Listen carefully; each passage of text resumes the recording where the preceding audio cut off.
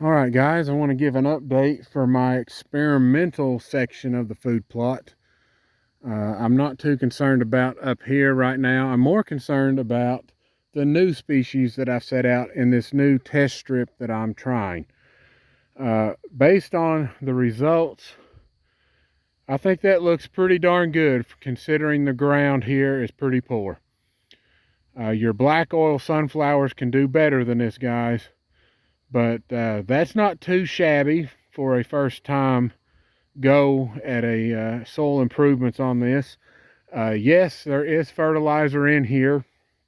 I set out 20, roughly 20 pounds in this strip. From end to end, I put about 20 pounds out. It's definitely helping out the cowpeas, the mung bean, the iron clay, even the Laredo soybeans looking good. So a lot of this now is getting ready to explode out of here. This was fertilized about 7-8 days ago, and it's just now really starting to show it's working. Especially now that I finally got another good rain in. We had another small mini drought hit that lasted 2 weeks or so. But this will definitely be working. I like what I'm seeing here as far as the purpose of this particular strip, and I think this might accelerate my soil improvement program a little faster. We'll see how this responds. I've got a benchmark based on this ground down here. It took me 6 years to get it to where I want it to be. Of course, as long as I continue to do these improvements, this part of the ground will continue to get better. So what I've got now is not peak. It's actually going to get better, and better. But as far as the way it was growing, I'm satisfied enough now to where I don't really think I need fertilizer. So if it takes me less than 6 years to improve this strip, I'm on to something. If it takes me 4, I've shaved 2 years off. So that's kind of what I'm looking for. Also, I've noticed that this particular blend, you can see plenty of 6-foot plus tall radish flowers there. Some of these are probably 6.5 feet. Might touch 7 by the time some of them are done, maybe. But the overall pattern in which this is growing, it looks like it's a rotational crop. So we have many species in here that's coming to an end as far as their purpose in the plot. So radishes are flowering, they're going to seed and either die or sucker, resprout, depends on what happens. Your buckwheat here, a lot of that buckwheat is dying. Just 3 or 4 days ago, there was a whole lot better look to the buckwheat plant. So it is now becoming a useless factor. Deer obviously don't hit it when it flowers anymore, but I like the purpose of the roots at this point. There's also a big rat. Yeah, 2 rats in here. I chased him back. The buckwheat, let me get back on track here. The function of the roots has done its purpose. The buckwheat has seeded out, it's done. There will probably be a second wave of buckwheat come up from the free seed that I will allow here. The sunflowers are done as far as deer eating them. They have reached the flowering stage.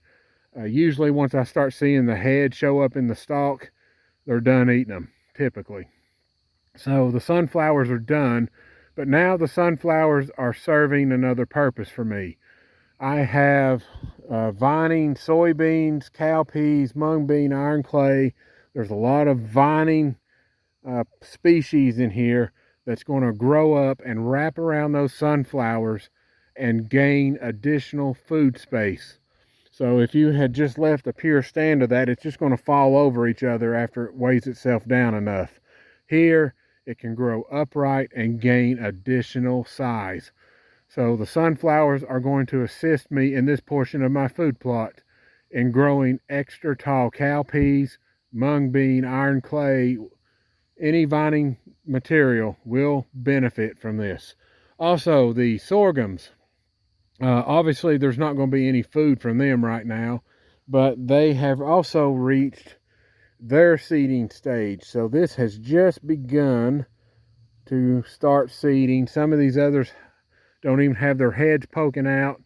Some of them have just started pollinating, so they're kind of at various stages.